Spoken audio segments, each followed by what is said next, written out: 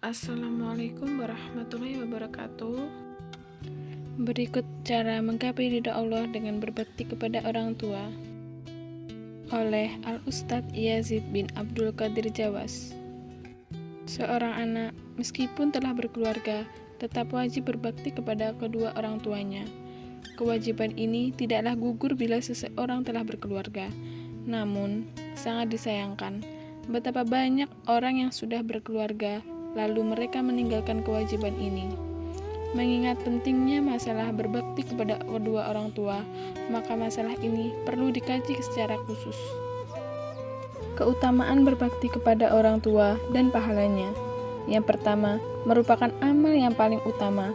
Abdullah bin Mas'ud radhiyallahu anhu berkata, "Aku bertanya kepada Nabi Shallallahu alaihi wasallam, amal apakah yang paling utama?" Nabi Shallallahu alaihi wasallam menjawab, "Salat pada waktunya." Aku bertanya lagi, "Kemudian apa?" Nabi menjawab, "Berbakti kepada orang tua." Aku bertanya lagi, "Kemudian apa?" Nabi menjawab, "Jihad di jalan Allah." Oleh Al-Bukhari 527. Yang kedua, ridha Allah bergantung kepada ridha orang tua. Sesuai hadis Rasulullah Shallallahu alaihi wasallam disebutkan dari Abdullah bin Amr bin As radhiyallahu anhuma bahwa Rasulullah Shallallahu alaihi wasallam bersabda, "Ridha Allah bergantung kepada keridhaan orang tua dan murka Allah bergantung kepada kemurkaan orang tua." Muslim dalam Kitabul Iman 85. Yang ketiga, berbakti kepada orang tua dapat menghilangkan kesulitan yang sedang dialami, yaitu dengan cara bertawasul dengan amal solih tersebut. Dalilnya adalah hadis riwayat dari Ibnu Umar radhiyallahu anhu mengenai kisah 3 orang yang terjebak dalam gua dan salah seorangnya bertawasul dengan bakti kepada ibu bapaknya. Yang keempat, akan diluaskan rizki dan dipanjangkan umur sesuai sabda Nabi Shallallahu alaihi wasallam yang bersabda, "Barang siapa yang ingin diluaskan rizkinya dan dipanjangkan umurnya, maka hendaklah ia menyambung silaturahminya." Oleh hadis riwayat Al-Bukhari.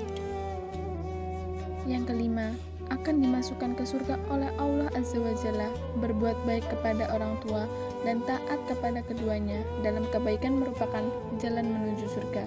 Sedangkan durhaka kepada orang tua akan mengakibatkan seorang anak tidak masuk surga. Dan di antara dosa-dosa yang Allah Azza wa Jalla segerakan azabnya di dunia adalah berbuat zolim dan durhaka kepada orang tua. Dengan demikian, jika seorang anak berbuat baik kepada orang tuanya, Allah akan menghindarkan dari berbagai malapetaka dengan izin Allah Azza wa Jalla dan akan dimasukkan ke surga. Beberapa bentuk-bentuk durhaka kepada kedua orang tua. Yang pertama, menimbulkan gangguan-gangguan terhadap orang tua, baik berupa perkataan ataupun perbuatan yang membuat orang tua sedih atau sakit hati. Yang kedua, tidak memenuhi panggilan orang tua. Yang ketiga, membentak atau menghardik orang tua. Yang keempat, bakil atau kikir. Yang kelima, bermuka masam dan cemberut di hadapan orang tua, merendahkan orang tua, dan mengatakan bodoh. Yang keenam, menyuruh orang tua, misalnya menyapu, mencuci, dan menyiapkan makanan. Yang ketujuh, menyebut kejelekan orang tua di hadapan orang banyak atau mencemarkan nama baik orang tua. Yang kedelapan, memasukkan kemungkaran ke dalam rumah, misalnya alat musik, penghisap rokok, dan lain-lain. Kemudian, beberapa bentuk-bentuk berbakti kepada orang tua. Yang pertama, bergaul bersama keduanya dengan cara yang baik. Di dalam hadis Nabi Shallallahu alaihi wasallam disebutkan bahwa memberi kegembiraan kepada seseorang mukmin termasuk sedekah. Lebih utama lagi kalau memberi kegembiraan kepada orang tua kita. Yang kedua, berkata kepada keduanya dengan perkataan yang lemah lembut. Ketiga, tawadu atau rendah hati.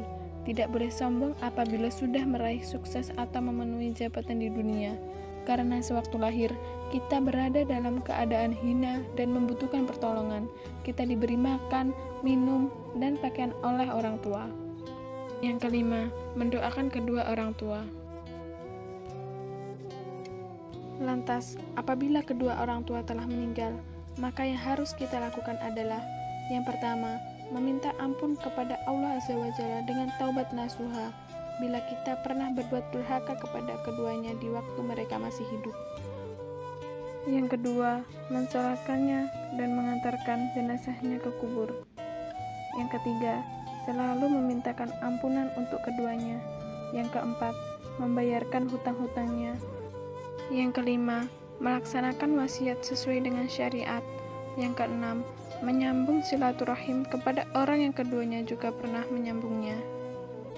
Alhamdulillah, semoga dengan memahami dan mengamalkan nilai-nilai Islam tersebut, kita dimudahkan oleh Allah Azza wa Jalla dalam mewujudkan keluarga yang sakinah, mawadah, warahmah. Amin.